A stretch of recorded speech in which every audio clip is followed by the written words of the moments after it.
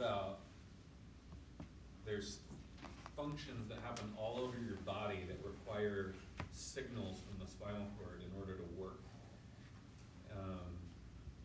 And just kind of think about the things that I'm looking at when I'm preparing somebody to wean from the ventilator. There's a lot of stuff I gotta think about of more than just the respiratory system. I have to think about their blood pressure and their heart rate, and I have to think about whether or not they've been properly prepped by the nurse, and we'll talk about kind of some of those things, and their GI tract doesn't work the same, and I got to think about that as far as are they ready? Do they need to do this first before we get them into the weaning and all that kind of stuff? The other thing to think about is the last PowerPoint I mentioned how the abdominal wall plays a role in the effectiveness of the diaphragm. So we'll be talking about that, but think about I don't know, what do you think? Why would a flaccid abdominal wall affect the function of the diaphragm? Maybe the pressure that it could be exuding on the diaphragm? Yes, you're definitely on the right track there. Think about also, I'm going to give one clue. How does the diaphragm normally sit in a resting state? Curved, yeah? I was going to say the right diaphragm is usually higher than the left. And I was going to go more of that. Does it have to do with the tone and the overall structure? It kind of keeps Yep. it more... Mm-hmm. So there's a little bit of a pressure thing going on, a little bit of a structure thing going on with that. And it has to do with how the diaphragm normally sits versus how it would sit if somebody has a flaccid abdominal wall. So the diaphragm would be relaxed and technically relaxed because the abdomen is not holding up its Yeah, structure. you're totally right, except for it wouldn't be relaxed. Relaxed, it would be curved. I mean, It's be sitting. flat. It's sitting relaxed in a flatter state. mhm. So what are the implications there? It'd be hard to take a breath. Hard to exhale. It has less room to contract, basically. Yeah. So the abdominal wall holds it. Is one of the things that holds it into that position. Is there more RV in these patients? Or more residual volume? Like FRC? That's a great question. Their FRC lowers. Because we'll talk about that a little bit. They have a weird thing going on where they are at the same time hyper compliant and restricted at the same time because of something that happens to the rib cage as well. So you have a hyper compliant abdominal wall but a restrictive rib cage, which we'll go into. Their FRC is usually lower, which means their residual volume. Let me get back to you. Okay. All right. So what is a spinal cord injury? It is at the same time a neurological condition and a pathological physical condition. Right. So the spinal cord is a part of the central nervous system. So when it is disrupted, there's a lot of issues that are going to be going on. It causes major motor issues, obviously, and sensory issues, right? That's when people think about spinal cord injuries, they think about people not being able to move and not being able to feel. But the other thing is it causes massive autonomic dysfunction. There's all sorts of functions in your body that no longer work or don't work the same because the sympathetic nerve fibers in your spinal cord are no longer making connections. also has substantial socioeconomic implications, right? That, we'll go into it more when we do the management. But if you have a high C-spine injury, they say about $1 million to live through your first year, and about $200,000 to live every subsequent year after that, give or take. Price goes down as the injury goes down, but so I have a friend who is a T-spine para, and he flies a lot, and he estimates that at least twice a year the airlines destroy his wheelchair. And when you are somebody who can't move, your wheelchair is your lifeline. And you can't just be put into a random wheelchair. That's for people that's for, the senior citizens who just, they get tired when they walk. That's what those wheelchairs are for. When you're a spinal cord injury patient, you are fitted to a wheelchair that specifically fits your body and how your body shifts. So when you go on an airplane, he has to think about do I catheterize myself so I don't have to be carried into the bathroom? Do I, do I make sure I have a backup wheelchair in case they destroy this one? He has to be, when he gets loaded onto the airplane, he has to be put in a wheelchair that will fit down the aisle, and then he has to be carried into his seat. These are things that they have to think about. And that's air travel. I mean, one of the great therapies we have at Harborview is something called recreational therapy. And it's not just how to have fun, but they'll take people out when they got their wheelchair. I don't know what they're doing post-COVID, but what they used to do is they used to get them on a bus and take them down to the Seattle Aquarium. And they would have to learn how to get through a door, get through, navigate sidewalks, navigate changing terrain, navigate through people. Just that's real stuff that they have to think about and get trained how to do. So it's got massive, it's not just you put them in a wheelchair and they're good to go.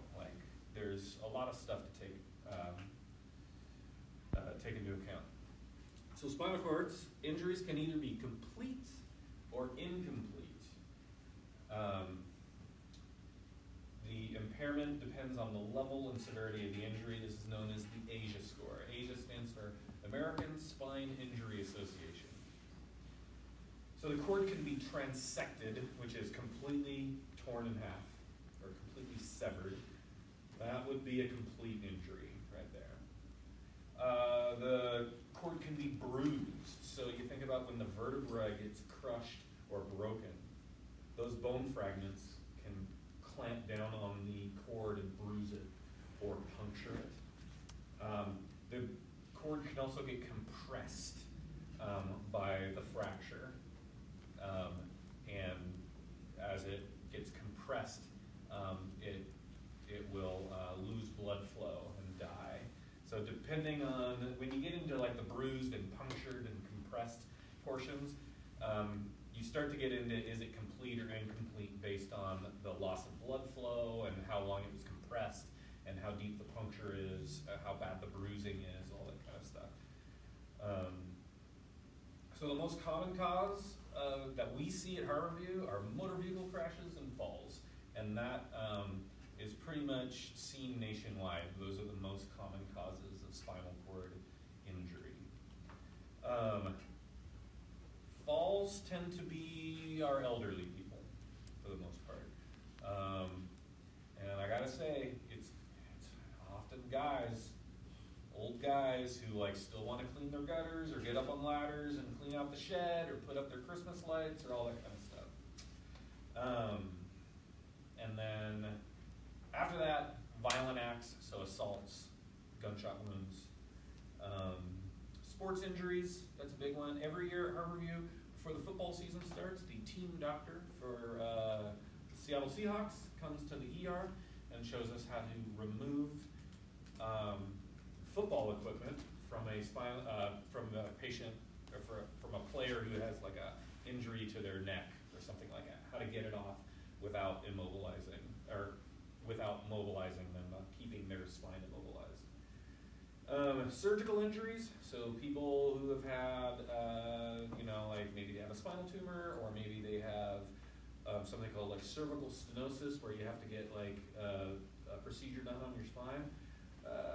Every now and then they slip up, and you have a spinal cord injury after that. There's also some disease states that'll just degrade mostly they affect the bones, and once your bones start to go, they're the thing that's protecting your spinal cord, and your spinal cord can follow after that.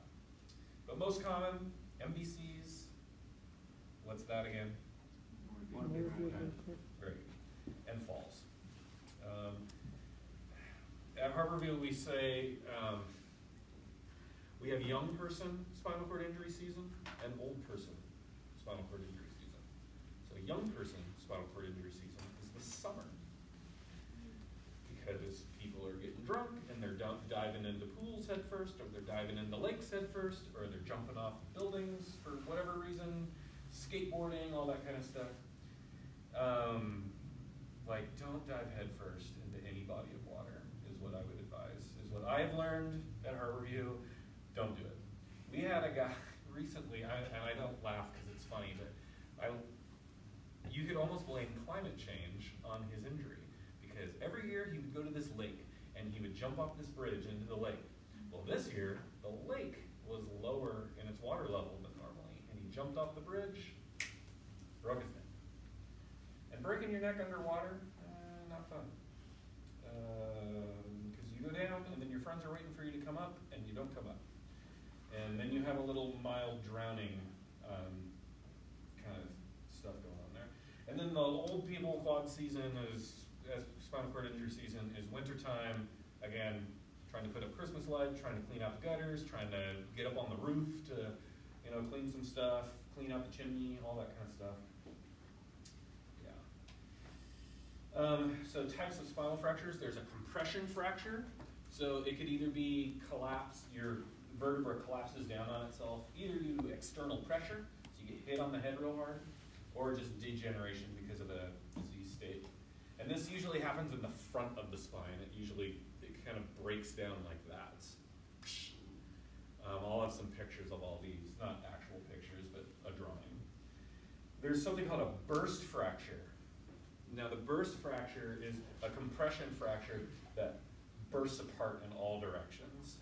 And in this fracture, you usually get fragments puncturing the spinal cord.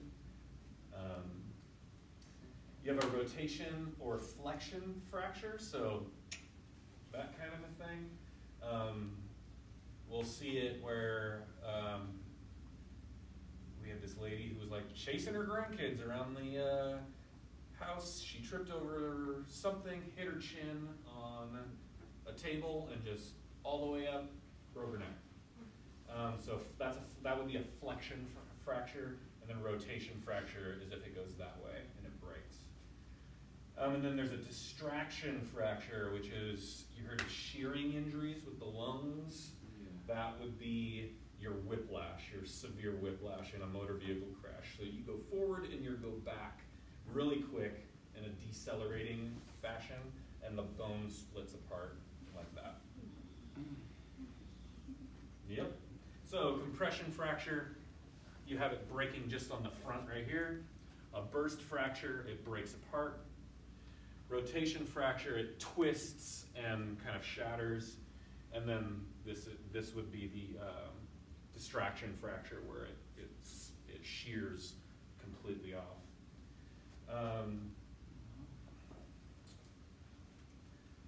So the ASIA score, again, American Spinal Injury Association. It's a neurologic assessment of the patient.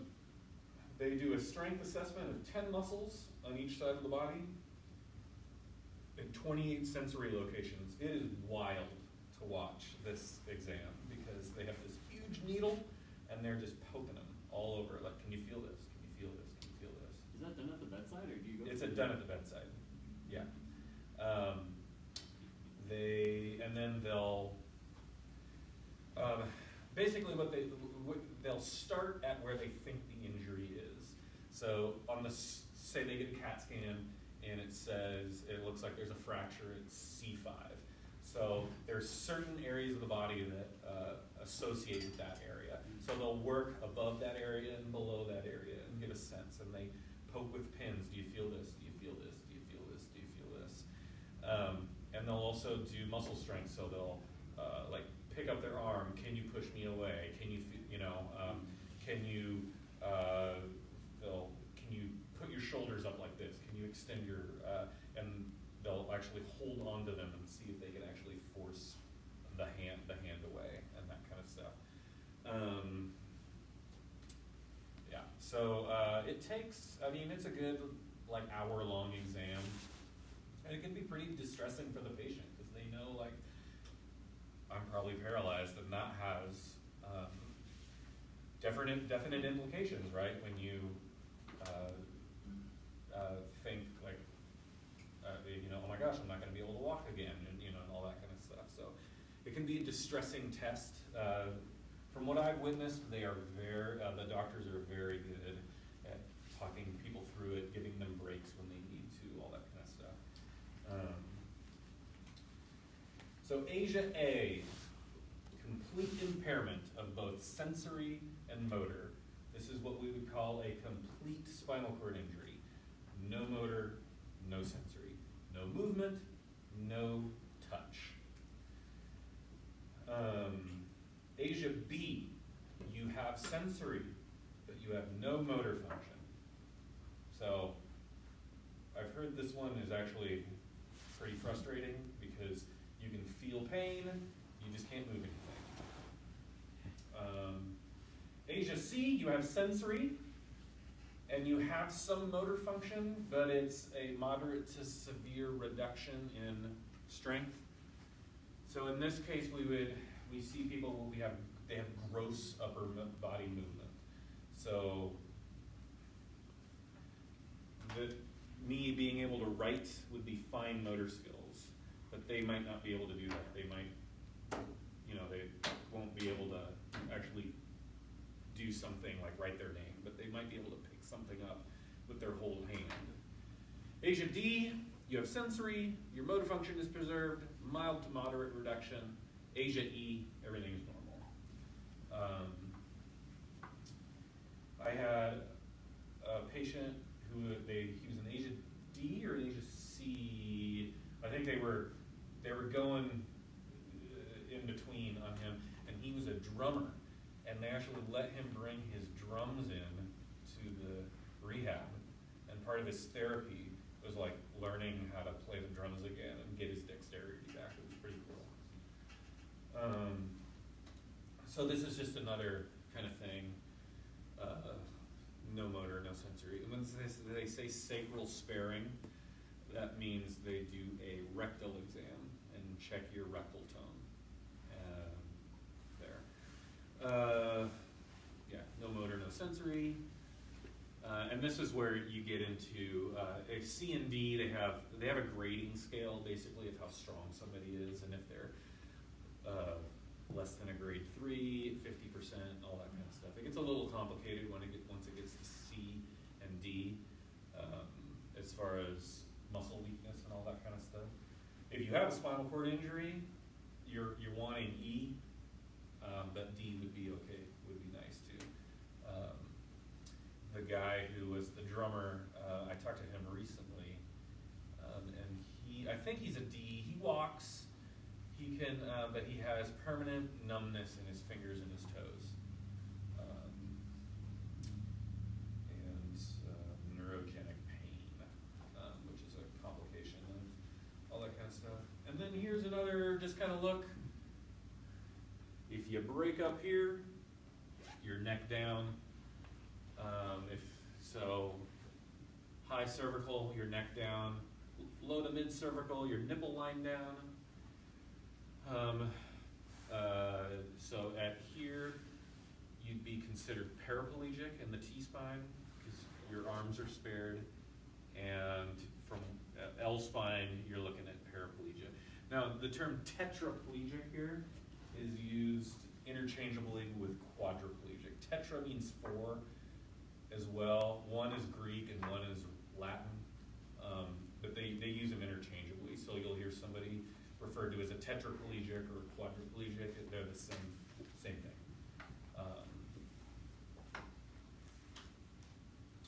Common complications. Shortness of breath is a huge one in our cervical and thoracic spinal cord injury patients, mostly because of their inability to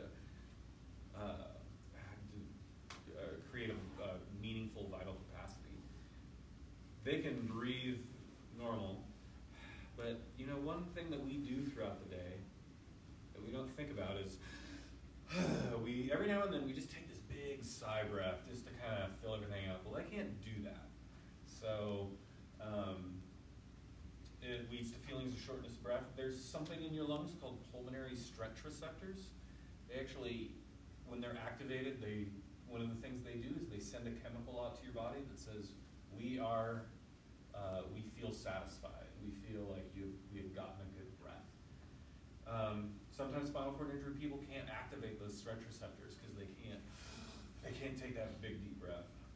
And then there's muscle fatigue. So basically, the people with spinal cord injury, they're asking their accessory muscles to do more work, and the muscles need to be trained to be able to do that work. And so at first, they can't do it. They're prone to mucus plugging, inability to cough. That's the big one. But they have increased sputum production, and we'll talk about that in a couple of later slides. But spinal cord injury patients make more mucus, and why do you think that might be? They can't cough, and that's one of it, is that it just builds up and they can't get rid of it, but they actually produce more mucus than we do. I'm gonna take a guess. Is it because they're not breathing, taking in as much volumes in and out, so maybe they're It has nothing to do with the size of the breath. Okay. They have some issue of the moving the secretions up. There is impaired cilia function. Yeah. But that is all to do with removal. So keep that in your mind. Why do you think they create more mucus? Before we get to that slide, I'll ask you again. Is that inflammation issue? Cytokines? A little bit. But remember what I said about this, and I'm just going to say this, and then we're going to move on. But interruption of signals has something to do with it. Okay, atelectasis, decreased vital capacity, and the inability to clear secretions leads to atelectasis. And it can be full lung or partial lung. We got a chest X-ray on one of my quads the other day, and his whole left lung was completely collapsed due to mucus plugging. They also get this thing we call it ping pong atelectasis, and it's mostly seen on vented patients. But we call it ping pong atelectasis because one day it's in the left lower lobe, and then the day after that it's in the right middle lobe, and then after that it's in the left upper lobe, and it kind of bounces from area to area. And it's because the weakness of the diaphragm isn't uniform. So it might be that one day the diaphragm is moving more on the left than the right, and then the next day it's moving more on the right than the left, and they get atelectasis that kind of jumps from different lobes to the other. So you get one open, and then it collapses in another area the next day. And then anxiety. Anxiety is huge with them. It can look exactly like respiratory failure. They'll desaturate, they'll get tachypnic, they'll get tachycardic. But really, it's just that they feel like they can't, it's not, it's that they just feel like they can't breathe, and they're not getting that kind of thing. And so they start rapid shallow breathing over and over and over again. And so, you maybe heard it say that if you sedate somebody less, they will get off the vent quicker. And that is true in every population except for spinal cord injuries. We sedate the heck out of them to get them off the ventilator because their inability to tolerate the ventilator has nothing to do with it being uncomfortable. It has to, or like weaning. It has to do with the fact that they literally cannot breathe. And so we'll give them something called hydroxyzine, which is a sedative that will kind of take the edge off, make them feel a little calmer, but it doesn't knock out the respiratory drive as much. That one and Precedex are the two that we use the most. And then we'll also get a discipline called rehab psychology involved. There's psychologists who specialize in getting people used to life-altering injuries. So they just talk. So they'll talk about some like meditation and some just different ways that they can kind of get within their body and kind of calm themselves down and stuff like that. So they're great. So ARDS and lung injury, cervical spinal cord injury, about 10% of them get some sort of ARDS as well. So the pressure that it takes to break the spine is actually pretty significant, which is what you want, right? You don't want it to break easy. And the amount of force that it takes, usually there's some sort of, that transmits into the lungs a little bit, usually. You look like you want to ask something. No. Okay. It's, I just thought of the mucus production thing. I think I have the answer. Okay, well, we'll get to that. And this is another clue here, right here. So there's autonomic dysfunction. So they have increased airway secretion, so I haven't given you that answer yet. But it does impair the ability for the cilia to function. You also get reactive airways, like you would in asthma. But why? Why? So you get decreased airway caliber. They also get bradycardia. They're really prone to bradycardia. And it all has to do with kind of the same thing. And then you have to look at what their prior history is. Do they have a smoking history? Do they have asthma at baseline? Do they have COPD? Because that really complicates things.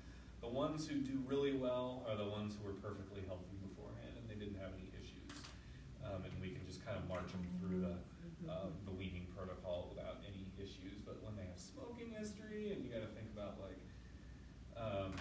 getting all their meds in place and all that kind of stuff, it can be a little complicated.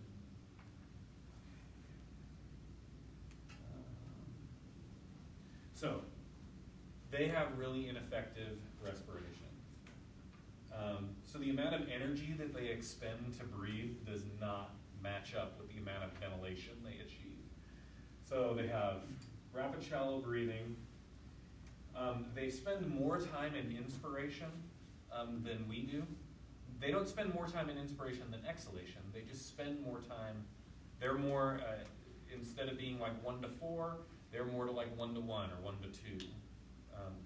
And here's the thing. When muscles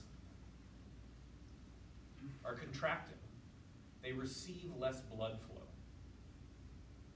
So if you're spending more time in inspiration, those muscles are contracting. Therefore, they're receiving less blood flow overall. So that contributes to muscle fatigue. So, right, the longer you hold a flex, the reason why it starts to hurt after a while, or like hold a plank or whatever, is because your muscles are flexed and they're not receiving blood flow. And then you relax and you get that feeling of relaxation. It's because all the blood is rushing in. They have a higher chance of dead space ventilation because they're rapid shallow breathing. So the abdominal compartment is hypercompliant. The diaphragm starts in a flatter position. So we talked about that earlier. It's, instead of being curved, it's a little bit flatter. And so the abdominal contents, as you breathe in, normally the abdominal wall keeps everything in place. Well, as you breathe in, as the diaphragm pushes down, it pushes all the abdominal contents out.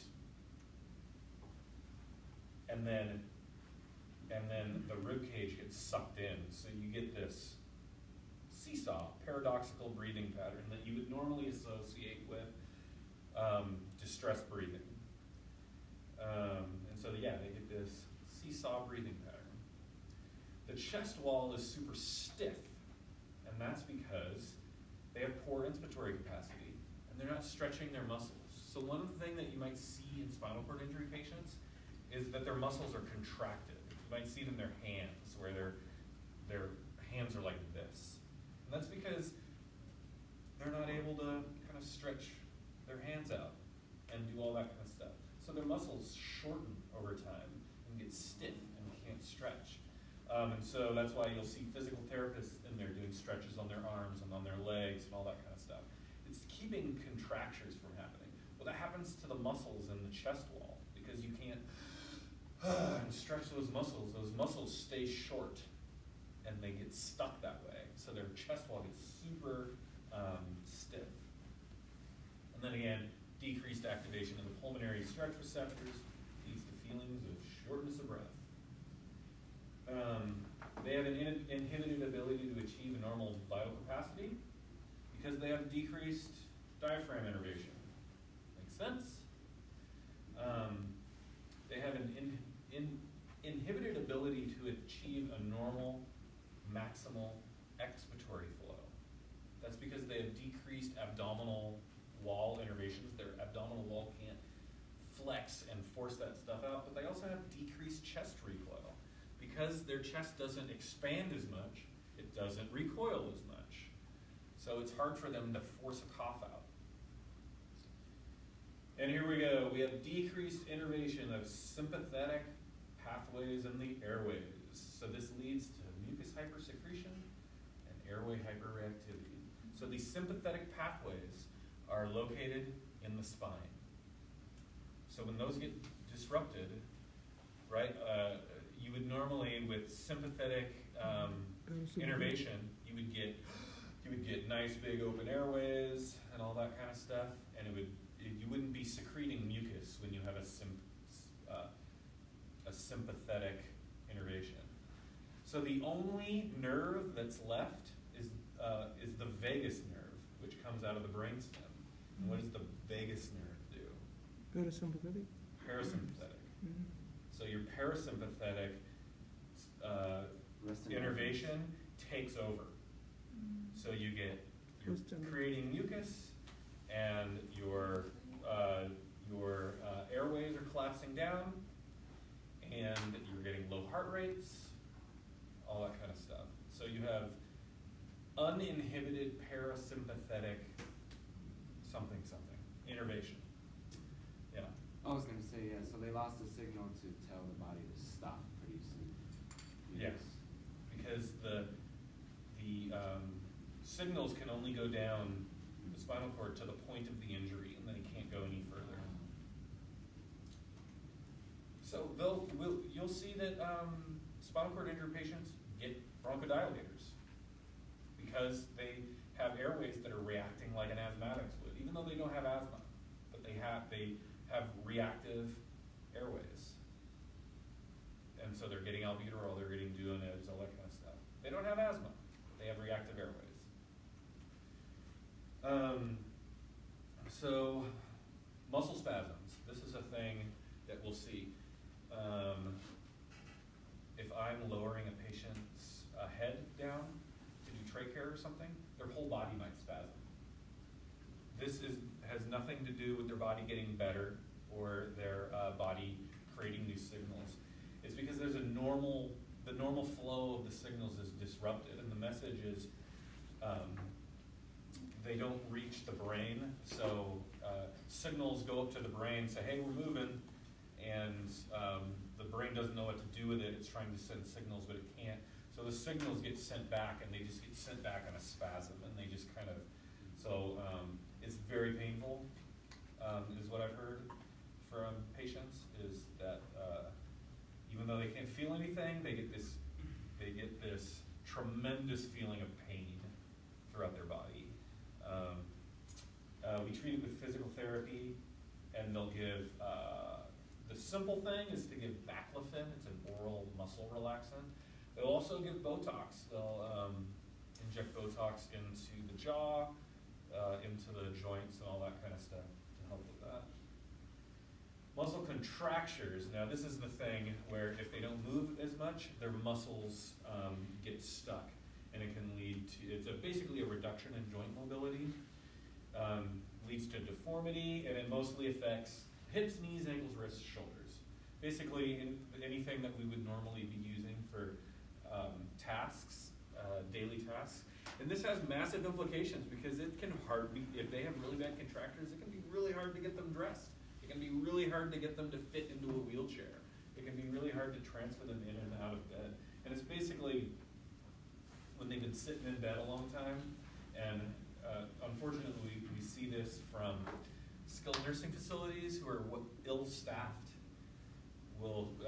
And it's with brain injury and with spinal cord injury.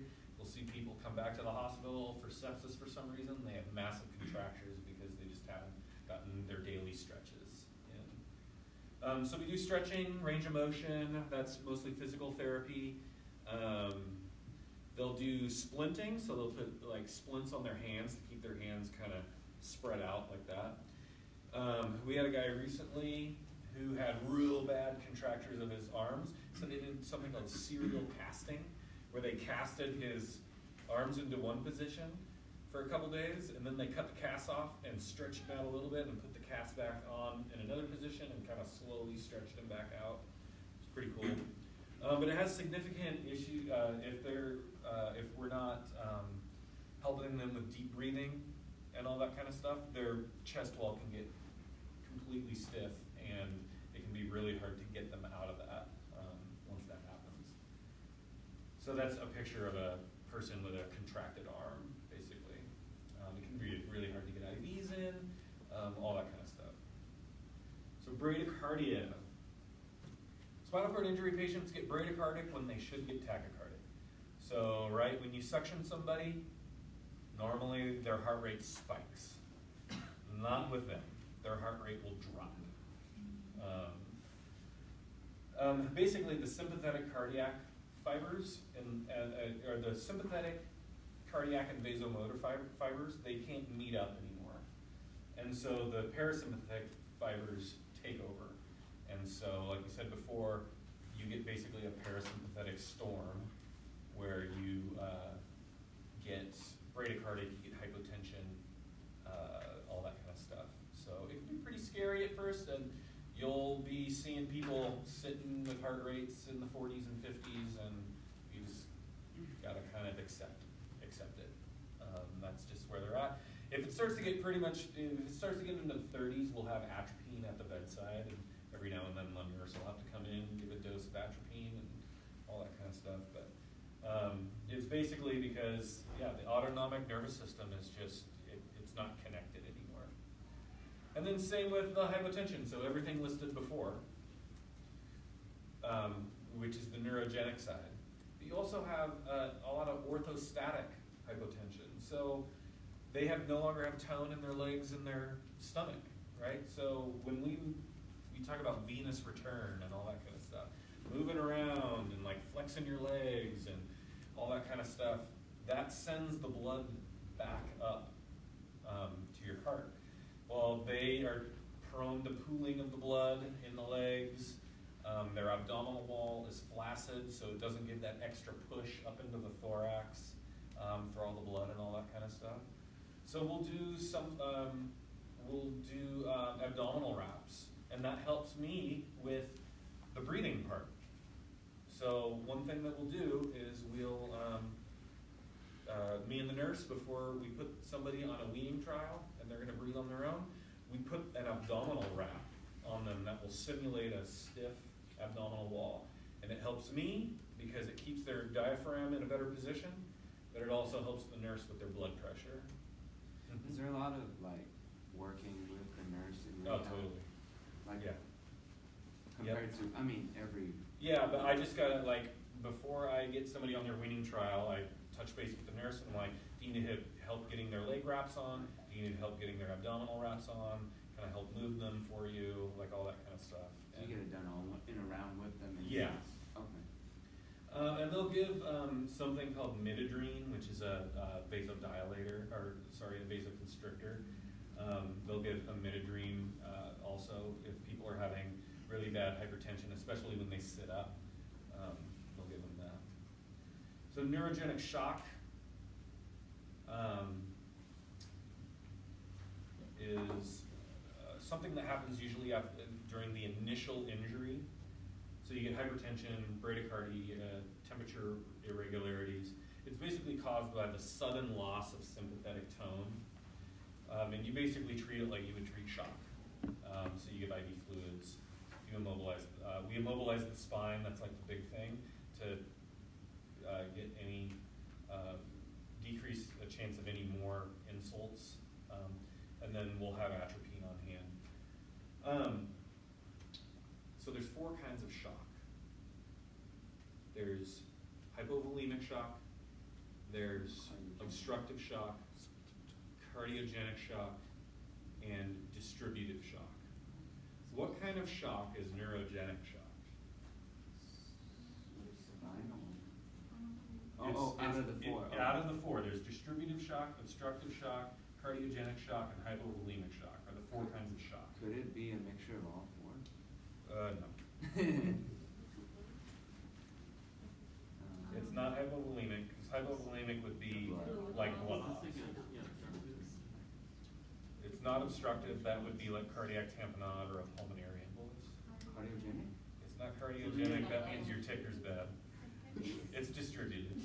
So distributive is when there's a problem with the pipes. The pipes either start to leak. So when I talk about pipes, right, your blood vessels. So what happens with that is the blood vessels just all of a sudden you lose your sympathetic tone and everything clamps down, and you can no longer deliver fluid through all the pipes, basically. And or wait, everything opens up. Sorry, everything opens up. Everything opens up. You lose the sympathetic tone and everything opens up, and it can no longer deliver proper blood pressure, basically. So it's a distributive shock. They have a lot of neurogenic pain, so even though they can't feel things, their pain receptors still work often. But it's not external pain, it's internal pain. Their pain receptors will just fire randomly. And so we treat them with gabapentin, basically like that.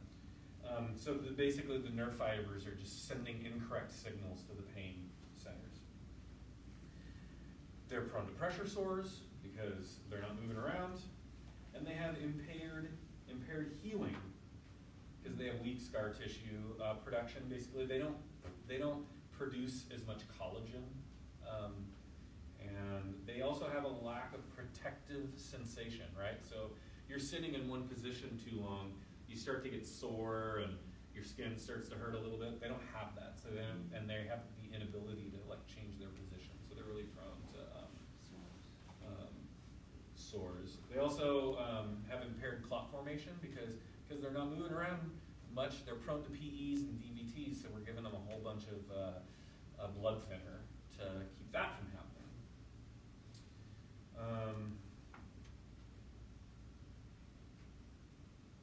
So I'm for 4 minutes. We'll get through autonomic dysreflexia. This is the big one, autonomic dysreflexia. I'm not going to go over this picture. You can look at it later. But it's an exaggerated autonomic response to stimuli. It is a hallmark of spinal cord injury patients. You get all these things going on. Paroxysmal hypertension, changes in heart rate, diaphoresis, muscle spasms, skin color changes, headache, dizziness, anxiety, and an impending sense of doom. So what causes it? Basically anything that normally wouldn't bother somebody. So, I mean, it would bother you, but not in a catastrophic way. So bladder distension, constipation, pressure ulcers, things are too hot, things are too cold, things are too painful, sexual stimuli, restrictive clothing, any of that can trigger something called autonomic dysreflexia.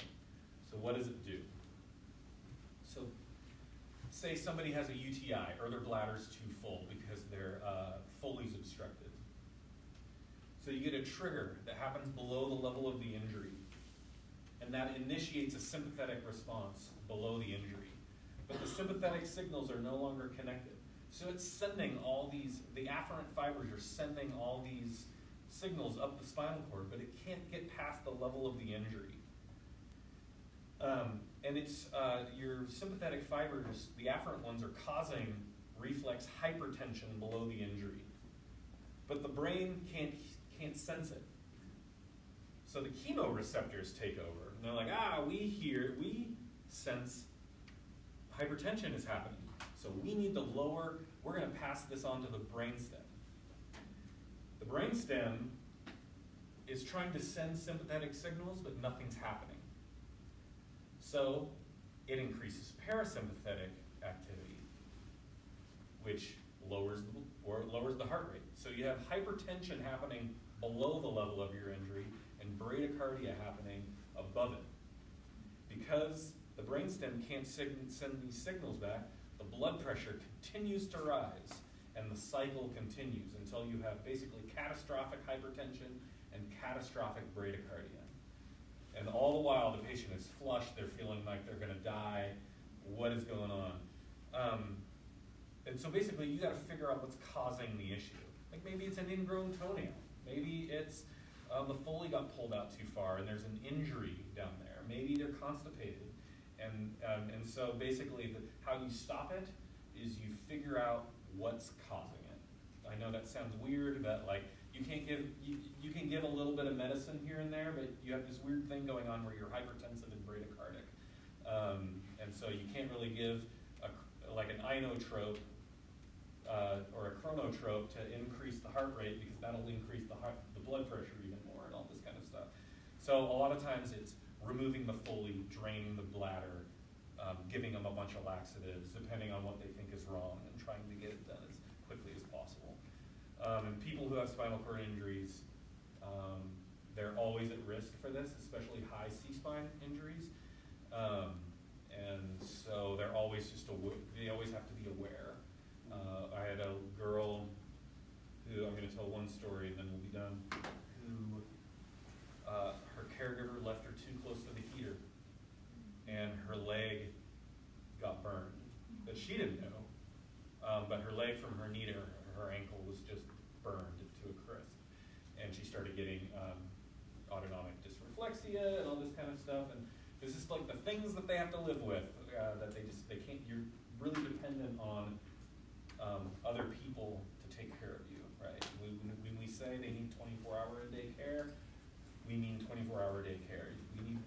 They need people to get up in the middle of the night and turn them so they don't get pressure sores while they're sleeping in the middle of the night. We tell people they need to be turned every 2 hours. So that means their caregiver at home has to get up at night every 2 hours and turn them. They need suction. They need help with coughing. They need help eating, right? If they can't move their arms, they have to be help getting eaten. We tell people if they want to take their loved ones home to plan on 2.5 to 3 hours every morning to get them ready for their day, and at least 2 hours every night to get them ready for bed. They're a lot of work. There's some other things on here about speech and swallow. We'll go over that next week. Next week we're going to go more into management, like actual respiratory care, like MIE, suction, and ventilator strategies. And we'll probably try and go and play around with the MIE and the ventilators and all that kind of stuff, and run some scenarios.